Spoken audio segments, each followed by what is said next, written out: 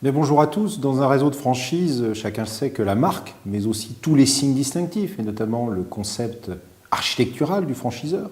comme son identité visuelle, sont des actifs d'une grande valeur qu'il importe de protéger efficacement par des moyens juridiques appropriés. Je voudrais vous montrer aujourd'hui comment la jurisprudence, au cours des 12 derniers mois, a traité la cessation de l'usage des signes distinctifs du franchiseur par le franchisé. Première série de décisions commentées, des décisions dans lesquelles le contrat de franchise mentionnait un principe général, celui de l'interdiction pour le franchiseur d'utiliser le concept et les signes distinctifs du franchiseur après le terme du contrat.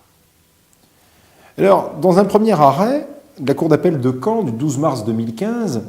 le franchiseur est débouté de sa demande de voir cesser l'usage du concept au motif qu'il existait de nombreux guides, il s'agissait de guides touristiques sur le marché, fondés sur le concept de la publicité inversée. Et que par ailleurs, si les deux guides présentaient en effet de nombreuses similitudes, d'autres guides avaient la même présentation qui pouvait donc être considérée comme tout à fait banale. Les techniques de vente en question étaient tout à fait communes dans la distribution, et le franchiseur ne rapportait pas la preuve d'un savoir-faire qui avait nécessité un effort particulier pour sa mise au point, donc un investissement particulier. Par ailleurs, le nom du guide du franchisé, de l'ancien franchisé, était totalement différent et sa couverture originale. Le franchiseur est donc débouté, il ne parvient pas à prouver l'originalité de son concept. De la même manière, la Cour d'appel de Limoges, dans un arrêt tout à fait récent du 5 novembre 2015, déboute un franchiseur de son action en concurrence déloyale, puisqu'il y avait poursuite de l'usage de son concept, selon lui,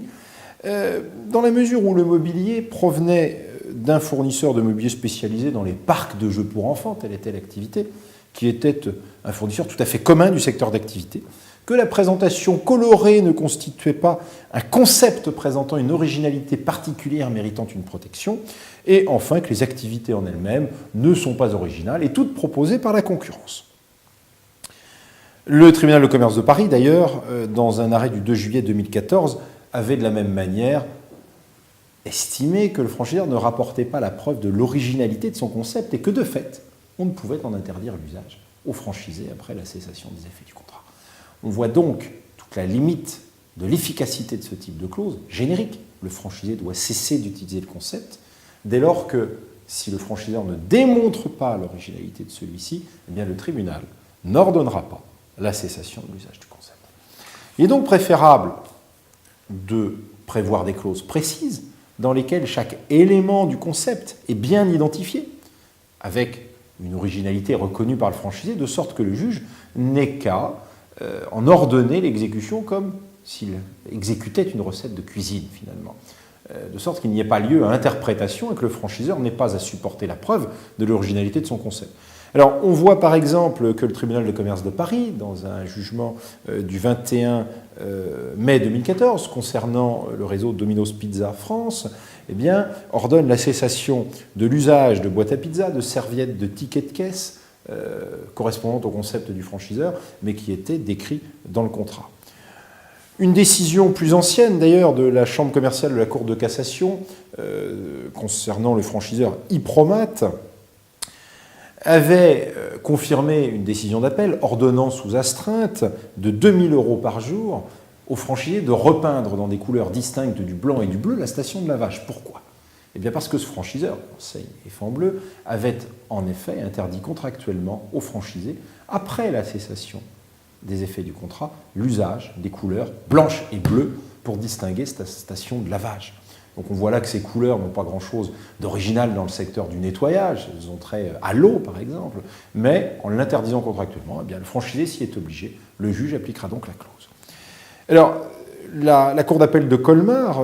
a eu une décision exactement en même sens, dans le même réseau, en date, plus récemment, du 3 juin 2015. Donc on voit que pour protéger efficacement son concept, eh bien, il est nécessaire de stipuler dans le contrat de franchise. Alors évidemment, il ne faut pas que les clauses aient un effet restrictif absurde. On se souvient tous de la jurisprudence des cuves concernant les pompistes, enlever la cuve en fin de contrat n'a évidemment aucun intérêt pour protéger le concept. Donc il faut tout de même que les éléments décrits se rattachent à l'efficacité du concept. Et cette clause devra évidemment être invoquée de bonne foi par le franchiseur, ce qui nous avait été rappelé dans un arrêt de la Cour d'appel de Versailles du 20 janvier 2014, où le franchiseur Ucar avait été débouté de sa demande de voir un franchisé cesser l'utilisation d'un numéro de téléphone, ce à quoi il s'était obligé contractuellement, mais uniquement dans l'hypothèse où le franchiseur lui formulait une offre de rachat de sa ligne téléphonique, ce que le franchiseur n'avait pas fait. Il avait donc été jugé par la Cour que cette clause était mise en œuvre de mauvaise foi. Moralité, définissez contractuellement votre concept et organisez contractuellement la cessation de son usage en fin de contrat si vous voulez obtenir des résultats judiciaires.